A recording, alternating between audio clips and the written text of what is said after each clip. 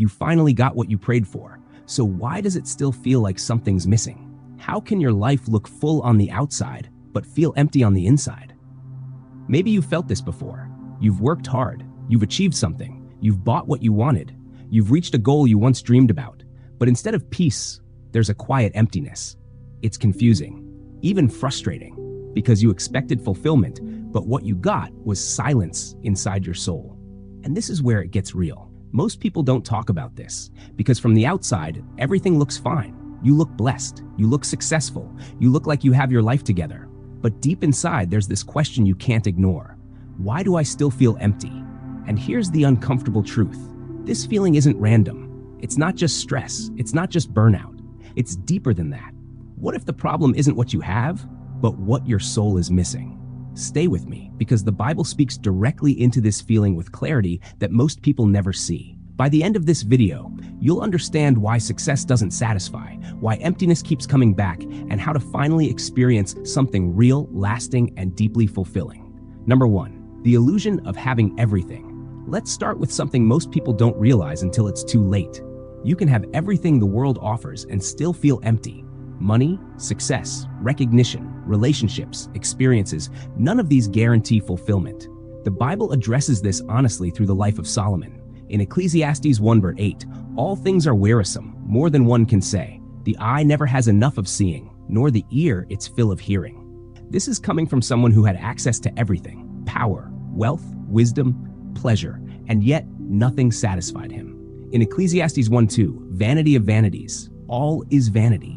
That word vanity means empty, meaningless, temporary. Solomon is essentially saying everything I chased, everything I gained, it didn't fill me. This goes against what we're taught today. We're told that fulfillment comes from getting more, achieving more, experiencing more. But the reality is different.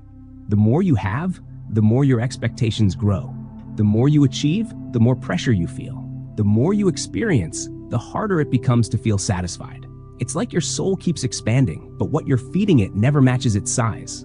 That's why something that once made you happy now feels normal. That's why your next goal feels more important than your current blessing.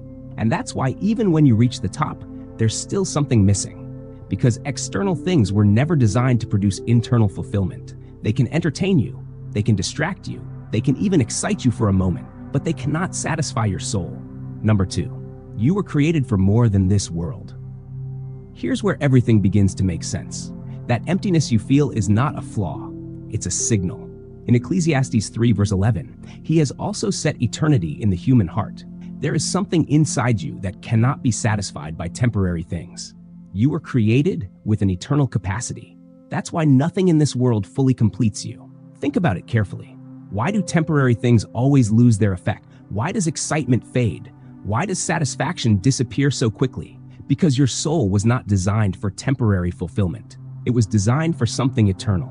You were created for a relationship with God, a purpose that goes beyond this life, a connection that is deeper than anything physical. That's why even when life looks good, something inside still feels incomplete. It's not because you're ungrateful. It's because you're built for more. Imagine trying to fill a deep ocean with a small cup. No matter how many times you pour, it will never be enough. That's exactly what happens when we try to fill an eternal soul with temporary things. And this is where many people get stuck. They keep trying to fix the feeling by adding more success, more experiences, more distractions. But the problem isn't that you don't have enough. The problem is that what you're using to fill your life was never designed to satisfy your soul. Number 3, the real source of emptiness. Now we go deeper into what the Bible actually reveals.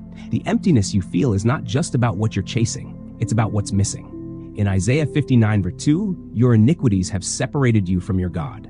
Sin created a separation between humanity and God. And that separation produces emptiness. Because God is not just an idea, He is the source of life itself. He is the source of peace. He is the source of purpose. He is the source of identity. When that connection is broken, something inside us feels disconnected. That's why you can be surrounded by people and still feel lonely. That's why you can be busy and still feel purposeless. That's why you can be successful and still feel empty. Jesus explains this clearly in John 15:5. Apart from me, you can do nothing. This doesn't mean you can't function. It means you can't experience true, lasting fulfillment apart from Him. You can build a life. You can achieve goals. You can create success, but without God, something essential is missing. Your soul knows it, even if you can't explain it. And that's what creates that quiet emptiness that never fully goes away. If this is hitting something inside you, don't ignore it. Like this video, comment, "Lord, fill my heart," and share this with someone who might be feeling the same thing but doesn't know how to explain it. And if you want more content like this, subscribe to BibleFix so you don't miss messages that can truly change your life. Number 4, why achievements and possessions can't fill you. Let's talk about something very real. Most people try to fix emptiness with achievement. They believe that once they reach a certain level, everything will finally feel complete. But that moment never lasts. In Luke 12:15, life does not consist in an abundance of possessions. This is a direct challenge to the way most people think. We tend to measure life by what we have. But Jesus is saying your life is not defined by your possessions. He tells a story about a man who stored up wealth for himself. He thought he had finally secured his future.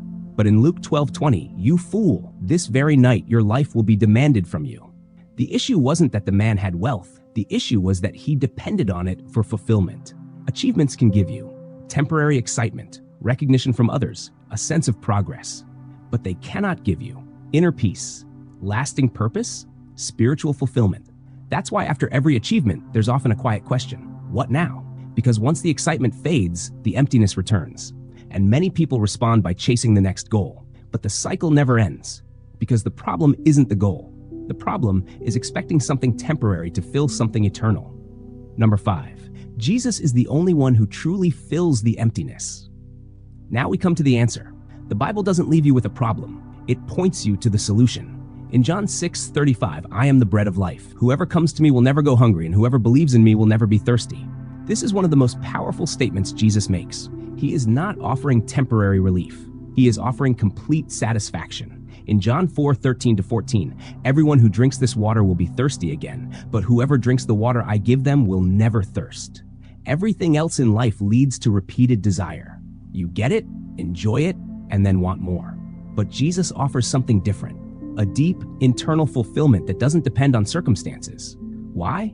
Because he restores what was broken. He reconnects you to God. He gives your life meaning. He fills the emptiness at its source. This is not about religion. This is about relationship. It's about knowing God, not just knowing about Him. And when that connection is restored, something changes inside you, not just on the surface, but at the core of who you are. Number 6, how to move from emptiness to fullness. So what do you actually do with all of this? How do you move from understanding the problem to experiencing real change? The Bible gives practical direction. Start with seeking God. In Matthew 6:33, "Seek first the kingdom of God and His righteousness, and all these things will be added to you." This means shifting your priority, not putting God last, not treating Him as an option, but making Him first. Then build a real relationship with Him. In Jeremiah 29:13, "You will seek me and find me when you seek me with all your heart."